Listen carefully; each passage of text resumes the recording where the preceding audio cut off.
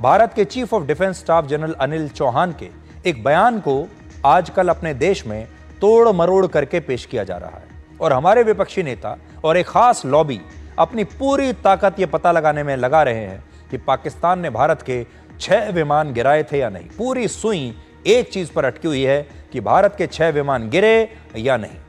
और जैसे ही कहीं से भी कोई भी एक ऐसी कोई चीज मिलती है, वो उस पर लपकते हैं और एक प्रकार से कहते हैं कि देखिए हमें पता चल गया कि विमान गिरे थे। और अब इसी मुद्दे पर भारत में जबरदस्त राजनीति हो रही है।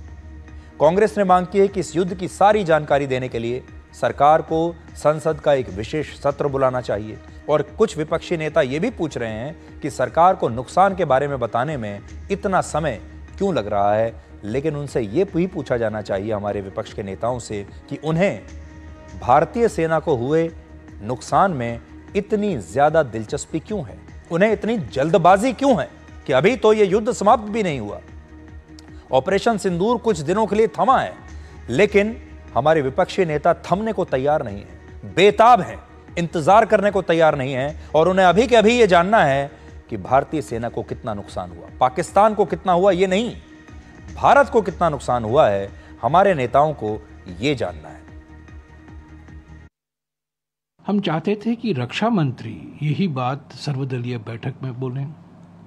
हम चाहते थे कि यही बात जो जनरल चौहान ने कहा है प्रधानमंत्री लोकसभा में बोले, राज्यसभा में बोले।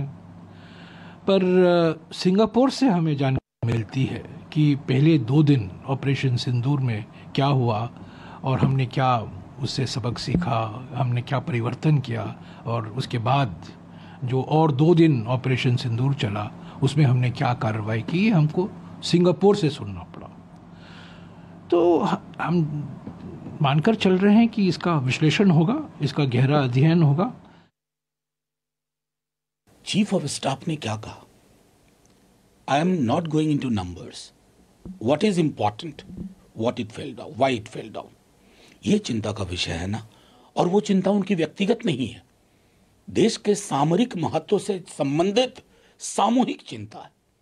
और इसको सोशल मीडिया पे बहस का विषय नहीं बनाना चाहिए, यह मीडिया में बहस का विषय नहीं होना। अरे मैच्योर डेमोक्रेसी है, 100 दफा दोहरा चुका हूं। संसद बैठेगी, खुल करके बातचीत होगी। कभी भी कोई अगर नुकसान होता है ना, तो उसको इस नजरिए से हम नहीं देखते हैं कि इस बीजेपी सरकार में, नहीं, देश का नुकसान है। तो हमारे देश के विपक्षी नेता यही जानने में पूरी ताकत लगा रहे हैं कि इस युद्ध में भारत को कितना नुकसान हुआ। लेकिन हमारा सवाल आज सबसे ये है कि विपक्षी नेता नुकसान जानकर आखिर करेंगे क्या? नुकसान जानकर क्या साबित करना चाहते हैं? क्या वो ये बताना चाहते हैं कि अगर नुकसान हुआ है तो भारत इस युद्ध में पाकिस्तान से हार गया, भारत इस युद्ध में पाकिस्तान से जीता ही नहीं? क्या इसके बाद वो ये साबित करेंगे? मंशा क्या है?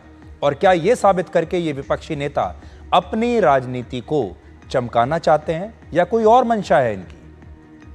आप पाकिस्तान को देखिए, जिसके 300 से ज्यादा ड्रोन्स, कितनी सारी मिसाइल्स, 11 एयरबेस और पाकिस्तान में ही चीन का एक एयर डिफेंस सिस्टम हमने नष्ट कर दिया।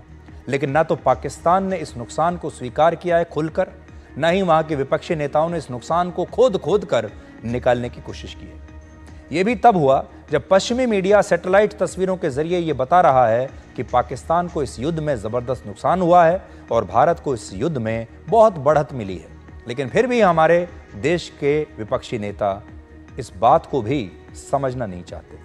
युद्ध असल में टेनिस के मैच की तरह होता है, जिसमें कई सेट हारने के बाद भी आप अल्टीमेटली मैच जीत सकते हैं।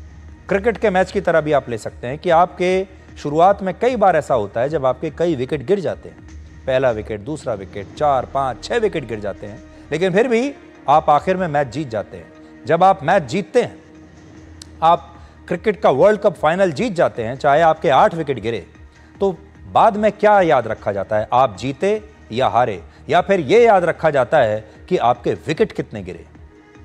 इस युद्ध में भी भारत ने एक सेट छोड़कर पूरा मैच जीता और हम पाकिस्तान पर लगातार हावी रहे। हो सकता है हमारे 1 या 2 विकेट गिर गए, लेकिन मैच को जब आप टोटलिटी में देखेंगे तो यही देखा जाता है कि मैच किसने जीता। और जैसा कि बार बार हमारी सेना कहती है कि जब युद्ध हुआ है तो नुकसान तो होगा ही। फिर भी विपक्षी नेता इस बात को समझना नहीं चाहते।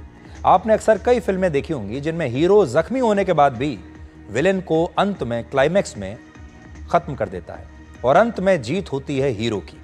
जख्मी होने के लिए हम कभी ये नहीं कहते कि वो हीरो हार गया, बल्कि हम हीरो की जीत को ही देखते हैं और इस युद्ध में भी हमें ऐसा ही करना चाहिए। लेकिन हमारे देश की राजनीति ऐसी है कि कुछ नेता ऐसी मांग करने लगते हैं जिससे असल में पाकिस्तान को ही फायदा हो सकता है। भारत की सबसे बड़ी ताकत यह है कि उसने अपनी टैक्टिकल गलतियों को सुधारने की बात को स्वीकार किया है, इस युद्ध में जीत सुनिश्चित की, जिससे यह पता चलता है कि भारत सच को स्वीकार करना जानता है और हम पाकिस्तान की तरह झूठ नहीं बोलते, क्योंकि हम बड़ा देश है, हमारी एक बड़ी सेना है और यह जिम्मेदार सेना है जो नियमों के हिसाब से लड़ती है।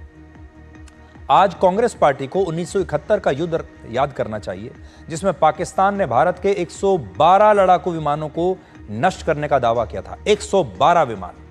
लेकिन फिर भी यह युद्ध भारत ने ही जीता था।